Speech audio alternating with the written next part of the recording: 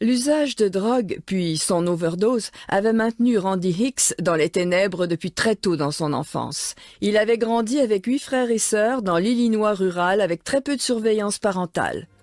Je me suis défoncé à 8 ans, avec 2 de mes frères plus âgés, dans le garage. C'était la première fois que je fumais de la marijuana. Je ne l'oublierai jamais. Et j'avais aimé ça. Les frères de Randy cachaient la marchandise dans le fond du jardin, dans leur sac à dos ou même sous leur matelas. Un jour, j'ai trouvé de la poudre blanche, de la cocaïne. Je ne savais pas ce que c'était, mais je me suis dit que c'était tout bizarre. Puis un jour, j'ai vu mon frère en sniffer. Alors j'en ai sniffé aussi. Arrivé en secondaire, lors de ma première année, beaucoup en vendaient pour se faire de l'argent. En terminale, j'en vendais moi-même des quantités. Après l'obtention de son diplôme, Randy s'enrôla dans l'armée. J'ai fini tankiste, membre d'équipage de véhicules blindés, et j'ai été envoyé à Fort Irwin en Californie. Là-bas, c'était le cristal qui était en vogue, et je me suis mis à traîner avec les mauvaises personnes. J'ai bu de plus en plus, puis je me suis mis à vraiment consommer du cristal. Mon Dieu, comme j'étais accro. Je ne pouvais pas vivre sans. Je baignais dedans depuis le matin à mon lever jusqu'au soir quand je me couchais. J'ai vendu mes affaires pour m'en payer, puis j'ai été envoyé en désintoxication. Pour finir, j'ai été renvoyé de l'armée. J'étais vraiment ennuyé. J'avais eu une belle occasion de repartir sur de meilleures bases, et là j'étais retombé dans la drogue. Les choses ne firent qu'empirer. Randy passa 1 an en prison pour le cambriolage d'une station d'essence. Il était tellement défoncé qu'il ne se souvient même pas d'avoir menacé le caissier d'une arme. À sa sortie de prison, il fit une overdose. Il n'avait que 27 ans. Ils me couvrirent d'un drap blanc, parce qu'ils étaient persuadés que j'allais mourir. Puis ils ont appelé ma famille. Lorsque je suis revenu à moi, j'ai eu une intense frayeur parce que je me suis vu recouvert d'un drap blanc. Les médecins remarquèrent que Randy était toujours vivant. Après de nombreux examens, il put quitter l'hôpital.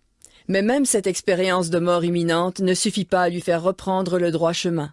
Randy se maria, mais ni son usage d'alcool ni sa dépendance à la drogue ne cessèrent, ce qui conduisit à la ruine de son mariage. En 1997, la femme de Randy le quitta avec ses 2 jeunes enfants. Même lorsque j'étais avec mes enfants, je buvais et je fumais de l'herbe et je prenais un peu de coke. Plus comme avant, mais j'en prenais toujours, oui. Ce qui a tout changé, c'est qu'à un moment, je me suis effondré à terre et j'ai physiquement senti que quelque chose me traînait littéralement hors de mon corps. J'ai levé la tête et j'ai vu la mort et l'enfer dans ses yeux. Il avait des cornes immenses, enroulées comme celles d'un bélier. Et la mort a empli la pièce. J'étais effrayé. Je pouvais physiquement ressentir que mon être spirituel se séparait de ma chair. Ce n'était pas une douleur, mais je sentais qu'il partait, et je tremblais de peur. Je suis tombé sur mon visage et j'ai hurlé. « Jésus, pardonne-moi mes péchés. Seigneur, libère-moi de mes dépendances, prends-les toutes. Ne me laisse pas aller en enfer. Pitié. » Je le suppliais, je pleurais, je faisais tout ce que je pouvais. Puis au moment où j'ai regardé ma porte, elle s'est ouverte. Et j'ai vu une longue robe blanche et brillante. Il n'y a pas de blanc semblable dans le monde, c'est indescriptible. Et j'ai su sans l'ombre d'un doute, qu'ayant invoqué Jésus, Dieu était intervenu pour me sauver. Depuis cet instant, je n'ai eu de cesse de connaître Dieu. Je voulais connaître Jésus. Je voulais connaître celui qui était venu me chercher, alors que je savais sans le moindre doute que je devais aller en enfer. L'addiction de Randy à l'alcool et à la drogue fut immédiatement remplacée par une faim et une soif de Jésus. Je voyage pour raconter partout comment Dieu m'a tiré de là, ce que j'ai traversé et ce que ça peut vous faire, pour dire que Christ est la réponse. Lorsque vous invoquez le nom de Jésus, il est là, et il est prêt à vous accueillir, à vous pardonner tous vos péchés. Tout pouvoir m'a été donné dans le ciel et sur la terre. Il y a plusieurs demeures dans la maison de mon Père. Si cela n'était pas, je vous l'aurais dit. Je vais vous préparer une place.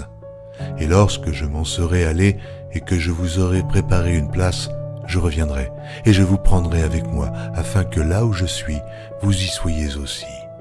Vous savez où je vais, et vous en savez le chemin. Je suis le chemin, la vérité et la vie. Nul ne vient au Père que par moi. Abraham, votre père, a tressailli de joie de ce qu'il verrait mon jour. Il l'a vu et il s'est réjoui. Si vous me connaissiez, vous connaîtriez aussi mon Père, et dès maintenant vous le connaissez, et vous l'avez vu. Et je vous le dis, avant qu'Abraham fût, je suis. Il y a si longtemps que je suis avec vous. Celui qui m'a vu a vu le Père. Les paroles que je vous dis, je ne les dis pas de moi-même, et le Père qui demeure en moi, c'est lui qui fait les œuvres. Croyez-moi, je suis dans le Père, et le Père est en moi. Cette bonne nouvelle du royaume sera prêchée dans le monde entier pour servir de témoignage à toutes les nations. Celui qui croira et qui sera baptisé sera sauvé, mais celui qui ne croira pas sera condamné. Je m'étonne que vous vous détourniez si promptement de celui qui vous a appelé par la grâce de Christ pour passer à un autre évangile. Non pas qu'il y ait un autre évangile, mais il y a des gens qui vous troublent et qui veulent renverser l'évangile de Christ.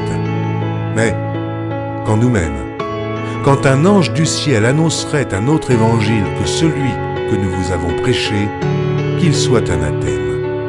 Moi, Jésus, j'ai envoyé mon ange pour vous attester ces choses. Je le déclare à quiconque entend les paroles de la prophétie de ce livre. Si quelqu'un y ajoute quelque chose, Dieu le frappera des fléaux décrits dans ce livre.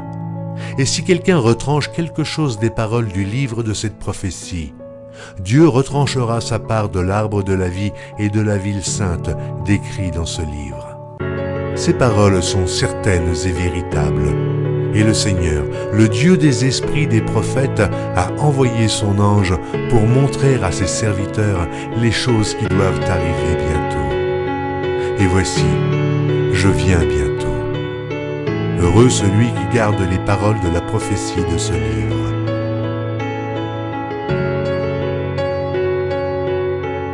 Voici, il vient avec les nuées, et tout œil le verra, même ceux qui l'ont percé. Et toutes les tribus de la terre se lamenteront à cause de lui. Oui. Amen. Je suis le rejeton et la postérité de David, l'étoile brillante du matin. Je suis l'alpha et l'oméga, dit le Seigneur Dieu, celui qui est, qui était et qui vient, le Tout-Puissant, le premier et le dernier, le commencement et la fin. Que la grâce du Seigneur Jésus soit avec tous.